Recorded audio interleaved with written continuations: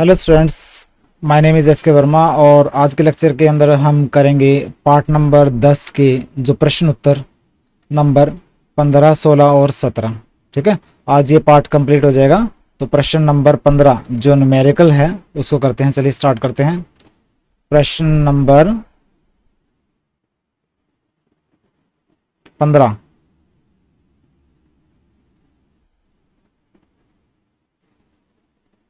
देखिए,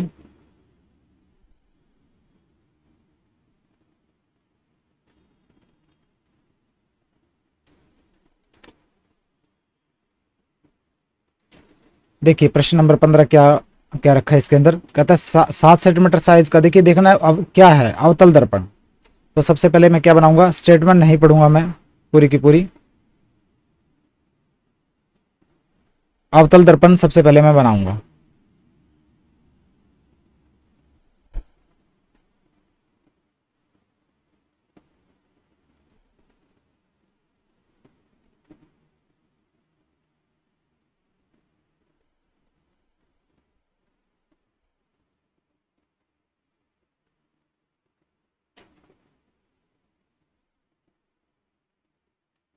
ठीक है, तो ये मैंने अवतल दर्पण बना दिया।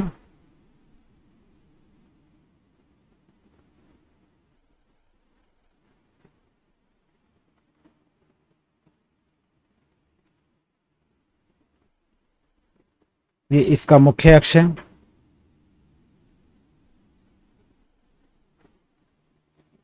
अवतल दर्पण का ये है अवतल दर्पण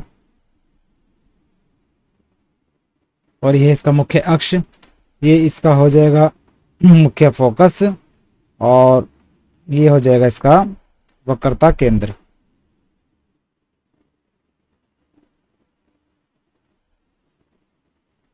ठीक है, तो देखिए 7 सेंटीमीटर साइज का बिंब दे रखा है, मतलब बिंब का साइज स्मॉलेस्ट दे रखा है 7 सेंटीमीटर।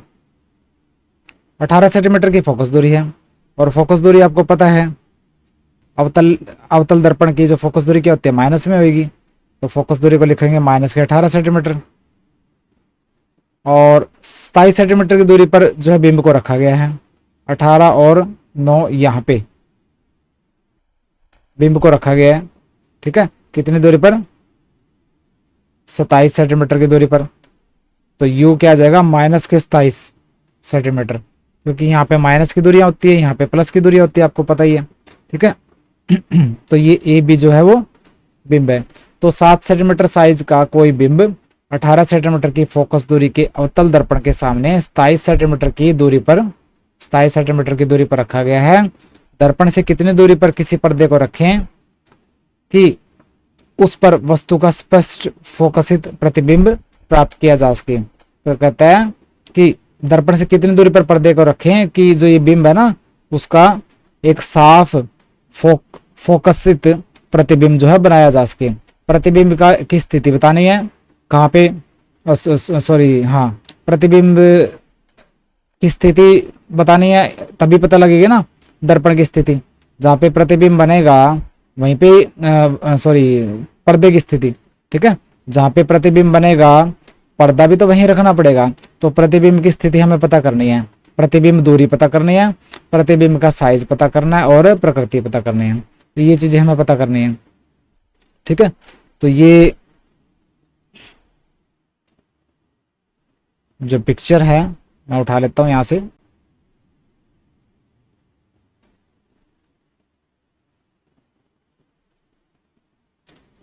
ये नोट्स के अंदर थोड़ी सी मिस्टेक है, इसके ऊपर मैं कवर कर देता हूं।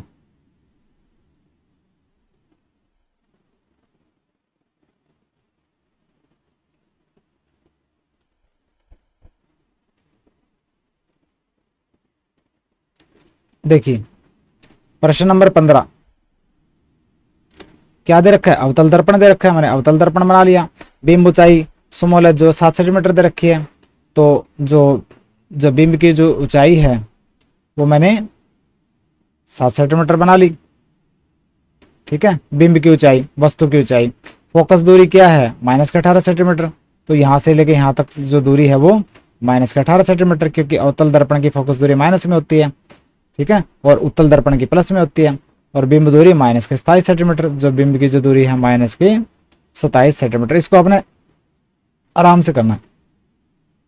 निकालना क्या है, प्रतिबिंब की स्थिति, क्योंकि प्रतिबिंब जहां पर बनेगा वहीं पे ही पर्दा रखना पड़ेगा आपको, ठीक है। तो देखिए दर्पण सूत्र आपको पता है, 1/v जमा में 1/u इक्वल टू 1/f। देखिए हमें स्मॉल v निकाल लेना है, u हमें पता है माइनस के 27 और स्मॉल f माइनस के 18।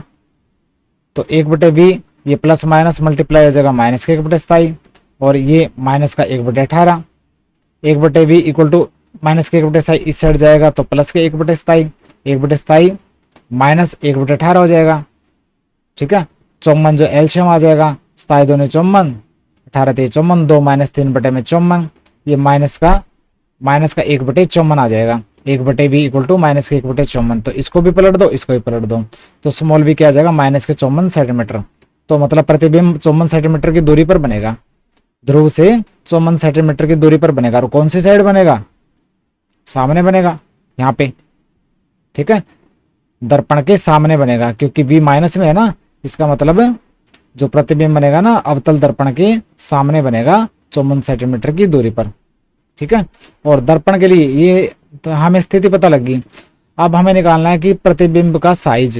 प्रतिबिंब के लिए जो दर्पण है, चाहे उत्तल हो चाहे अवतल हो, उसके लिए आवर्धन का फॉर्मूला क्या होता है, small m is equal to h dash upon h equal to minus के v बटे में u। तो h dash upon small h की जगह रख दो 7 सेंटीमीटर था बिंब की ऊंचाई, और स्मॉल v हमने माइनस के 54 निकाला, और स्मॉल u माइनस के 27 दे रखा है। माइनस से माइनस कैंसिल, एक माइनस तो बचेगा, 27 दूनी 54 माइनस के 2, h डैश बटे में 7 इज इक्वल टू माइनस के 2, और h डैश क्या हो जाएगा 7 ऊपर चला जाएगा माइनस के 14 सेंटीमीटर, ठीक है। मतलब प्रतिबिंब की ऊंचाई आ जाएगी माइनस के 14 सेंटीमीटर। देखिए 14 सेंटीमीटर तो ये हाइट आ गई, ठीक है, मतलब प्रतिबिंब की हाइट है 14 सेंटीमीटर, बिंब था 7 सेंटीमीटर का, प्रतिबिंब बन गया 14 सेंटीमीटर का, तो डबल हो गया, प्रतिबिंब बिंब से 2 गुना हो गया। और माइनस का साइन है, इसका मतलब प्रतिबिंब उल्टा है, और उल्टा प्रतिबिंब क्या होता है, हमेशा वास्तविक होता है। तो प्रतिबिंब वास्तविक और उल्टा होगा, और प्रतिबिंब बिंब से 2 गुना होगा। बिल्कुल ही आसान है, आपने आराम से कर लेना इसको, पहले वाले न्यूमेरिकल्स की तरह ही है। उसके बाद है प्रश्न नंबर 16। देखिए प्रश्न नंबर 16 के अंदर क्या दे रखा है, प्रश्न नंबर 16 में दे रखा है कि उस लेंस की फोकस दूरी ज्ञात कीजिए जिसकी क्षमता माइनस के 2.0 डायोप्टर है या फिर माइनस के 2d है। किस प्रकार का लेंस है, देखिए लेंस दे रखा है आपको, कोई भी उत्तल भी हो सकता है अवतल भी हो सकता है, उसकी फोकस दूरी निकालनी है, पावर दे रखी है उसकी। देखिए पावर हमेशा फोकस दूरी का उल्टा होती है, या फोकस दूरी हमेशा पावर का उल्टा होती है, आपको पता है, ठीक है। आपको लेंस दे रखा है, हमें नहीं पता कौन सा लेंस है।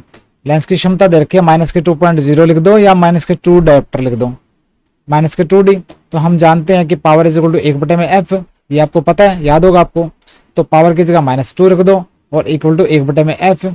स्मॉल f माने फोकस दूरी, स्मॉल f इधर चला जाएगा, माइनस का 2 यहाँ चला जाएगा, तो माइनस के 1/2 मतलब माइनस के 0.5 मीटर। मीटर में लिखेंगे क्योंकि जो डायोप्टर होता है ना, ठीक है, उसका रिलेशन मीटर से होता है। फोकस दूरी अगर डायोप्टर लिखोगे ना, तो फोकस दूरी, डायोप्टर की डेफिनेशन कैसे लिखते हैं, फोकस दूरी को हम 1 मीटर मानते हैं, तो आपको मीटर में लिखना पड़ेगा यहाँ पे, सेंटीमीटर में नहीं, मीटर में। ये मेरा वाला मेथड बनाना आपने। डायोप्टर जो होता है ना, डायोप्टर की डेफिनेशन देते हैं मीटर के रिलेशन में। अगर फोकस दूरी 1 मीटर हो तब बोलते हैं हम किसी लेंस की क्षमता 1 डायोप्टर। किसी भी लेंस की फोकस दूरी अगर 1 मीटर होती है ना, तो उस लेंस की क्षमता को हम 1 डायोप्टर मानते हैं, ठीक है। तो यहाँ पे आपने क्या करना है, small f is equal to minus के 0.5 मीटर आएगा यहाँ पे, ठीक है, ये ध्यान रखना। तो फोकस दूरी लेंस की क्या है 0.5 मीटर, फोकस दूरी तो पता लगी। और माइनस का साइन इससे पता लगता है कि जो वो लेंस है वो अवतल लेंस है, क्योंकि अवतल लेंस की ही फोकस दूरी, या तो अवतल लेंस या अवतल दर्पण, उसकी फोकस दूरी माइनस में होती है। तो लेंस का जिक्र तो यहाँ पे लेंस का ना, तो ये जो लेंस है ना अवतल लेंस है, क्योंकि माइनस फोकस दूरी है, ठीक है। तो अवतल लेंस बना देना। फिर प्रश्न नंबर 17। प्रश्न नंबर 17 कहता है कि कोई डॉक्टर प्लस 1.5 डायोप्टर क्षमता का संशोधक लेंस निर्धारित करता है, जो जैसे आपके चश्मे के अंदर जो लेंस लगाता है ना, उसको संशोधक लेंस कहते हैं। वो आपकी नजर सुधारने, मतलब संशोधन का काम करता है, आपकी नजर सुधारने का काम करता है, तो कोई डॉक्टर जो है क्या करता है, आपके चश्मे के अंदर जो लेंस है, जो संशोधक लेंस है, कहता है कि प्लस 1.5 डायोप्टर का जो है लेंस, 1.5 नंबर का बोल सकते हो, 1.5 नंबर का, या एक प्लस के 1.5 डायोप्टर का जो है लेंस फिक्स करता है कि ये वाला लेंस लगाना पड़ेगा चश्मे में। ठीक है, लेंस की कहता है फोकस दूरी बताइए, और क्या जो निर्धारित लेंस, जो लेंस बताया गया वो अभिसारी है या अपसारी। अभिसारी मतलब उत्तल लेंस, अपसारी मतलब अवतल लेंस। ठीक है, तो देखिए ये भी बिल्कुल आसान है। देखिए संशोधक लेंस की क्षमता दे रखी है प्लस के 1.5 डायोप्टर, और आपको पता है किसी लेंस की जो क्षमता है पावर इज इक्वल टू, चाहे लेंस हो चाहे, ठीक है, चाहे लेंस उत्तल हो चाहे अवतल हो, तो किसी लेंस की जो क्षमता है वो क्या होती है, 1/f, मतलब 1/में फोकस दूरी। तो पावर दे रखी है 1.5 इक्वल टू 1/f, तो f इज इक्वल टू 1/1.5। ठीक है, मतलब क्या होगा, 1/1.5 का मतलब क्या हो गया, 10/15। ये पॉइंट ऊपर हट के 0 ऊपर चली जाएगी। ठीक है, 5 दूनी 10, 5 थे 15, 3/2, 0.666 ऐसे चलता जाएगा, मतलब 0.67 ये भी लिख सकते हो। ठीक है, तो 0.67 मीटर में, ध्यान रखना मीटर में लिखना पड़ेगा, क्योंकि डायोप्टर का रिलेशन हमेशा मीटर से होता है। तो संशोधक लेंस की जो फोकस दूरी है वो क्या है, 0.67 मीटर, 0.67 मीटर है। ठीक है, और फोकस दूरी प्लस में, इसका मतलब वो लेंस क्या है, उत्तल लेंस है। उत्तल लेंस क्या होता है, अभिसारी लेंस होता है। तो उत्तल लेंस या अभिसारी।